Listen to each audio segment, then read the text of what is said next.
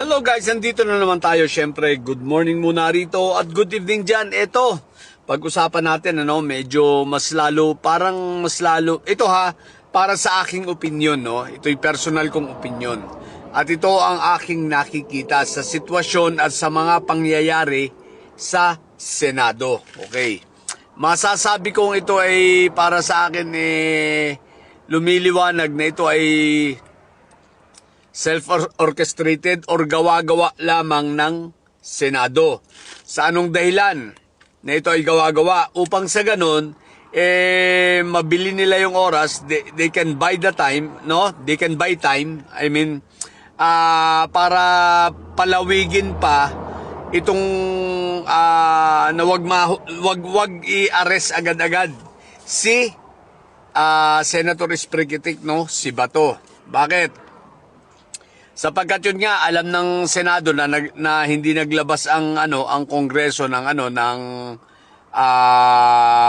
what you call this, TRO, Kongreso, Supreme Court ng TRO, at pinakokomento ang respondent 72 hours or 3 days, then after that pasasagutin din itong kampo ni Bato ng another 3 days, 72 hours. So, 6 days in total.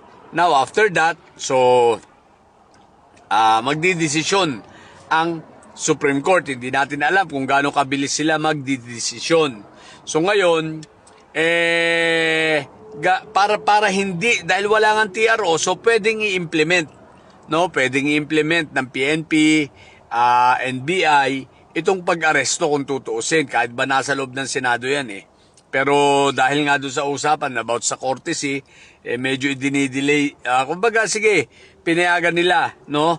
Kaya lang, walang kasiguruhan itong sila Cayetano at sila Bato na talagang hindi siya aarestuhin. So, ang kinakailangan, dahil hindi naglabas ng TRO, gumawa sila ng drama. At ang drama nga ito, ayan na kunwari, nagkaputukan. Sapagat itinanggi ni NBI Director Matibag na merong NBI sa vicinity. Wala naman. Diba? So, ang mga nandun ay PNP at nandun rin yung mga Marines na backup security ng Senado at yung OSAA na mga naka-long firearm na at ready na sa kanilang drama. Sapagkat maoobserbahan mo, bakit nga naman sa mga videong lumalabas before mangyari yung shootout, no? Parang kampante lang naman ang mga Marines, parang may mga plano, kampante rin itong OSA. So, parang may plano, no? Kaya ito ay kung ito ay sa tingin ko kung ito ay totoo, itong nasa isip ko na drama talaga nila ito para lang para nga mabili nila yung oras at hindi arestuhin agad si Bato, maghintay ng desisyon ng Supreme Court, sa puntong ito nagtagumpay sila. Nagtagumpay sila Cayetano, no? Sapagkat itong si John Vic sinabi hindi niya rin aarestuhin at maghihintay lang sila ng resolution ng Supreme Court. Sa madaling salita, ilang araw na naman ito. Ilang araw na naman na libreng kakain, libre pagkain, libre tulog, libre wifi, libre aircon nitong makapal ng mukha na senador na ito, si Senator Esprigitic sa Senado. At syempre, sino magbabayad ng lahat ng konsumong yan? Di ang mga taxpayer na mga kawaawang mga Pilipino, no? Ngayon, ito pa. So, ang isa pang pinupunto dyan, NBI ang pinalalabas, ang ugong nitong sila kay Cayetano. Bakit NBI? Kasi nga galit sila kay Matibag, di ba?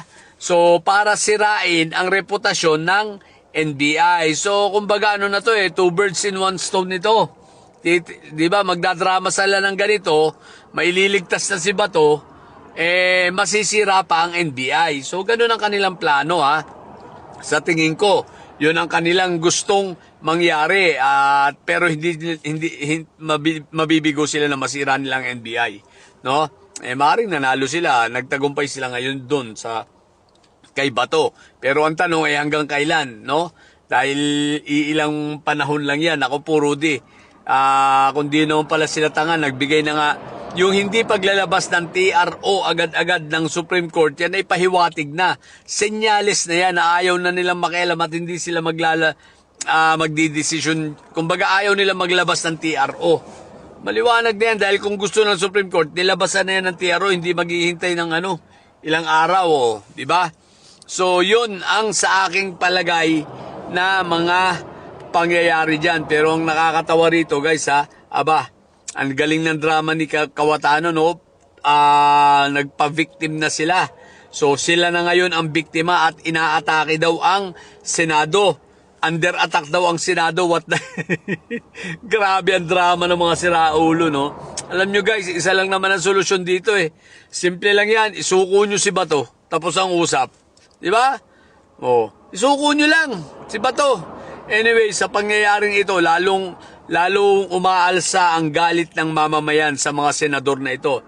Yan ang legacy ni Cayetano, ni Mr. 10K, no? Ang legacy niya, ginulo ang Senado. Hindi lang siya, mga kapatid, mga kasamahan niya. Ginulo nila ang Senado, ang institusyon ng Senado. Wala. Tinanggal nila ang moral. Kahiya-hiya na. Ayun, no? Pagbukas ko ng mga international news, CBC, CBN, CNN, BBC, ngayon, headline ng Pilipinas. No, balitang-balita tayo sa buong mundo dahil sa kagaguhan nitong mga senador na ito, ng mga hinayupak na ito, di ba?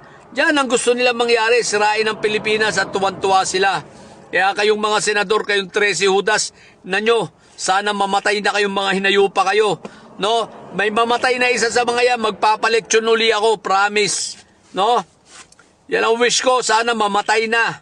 Yung mga senador na miyembro ng 13 Judas na nyo, ginigiba ninyo ang Pilipinas, kahiya-hiya na kayo sa international community.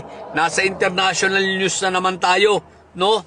At ito pa, ang ibinabalita sa international news, ang senador natin, ang institusyon ng Senado ay nagkakanlong ng fugitive dahil nga may legal na arrest warrant galing sa ICC. Kinakanlong ng mga senador at ng Senado. So nakakahiya talaga ito. No, legacy ni Cayetano. Kaya guys, suportahan natin ang mga pagkilos na nangyayari, ang mga rally na nangyayari laban sa mga senador na ito. Magkaisa ang dilaw, magkaisa ang pink, magkaisa ang pula. No, isa lang ang isigaw natin. Patalsikin na yung mga hinayupak na yan, no? Papanagutin si Inday Sayad, itrial at si Bato, arestuhin. Mga hinayupak na yan, no? Kayaya talaga. Anyway, yun lang muna. Sa mga bobong didilis dyan na nyo, ang tatay nyo ay preso, ang BP nyo pa ay bobo. Matili kayo mga bobo at may side. Sabat ang may side ay laging high blood. Bye!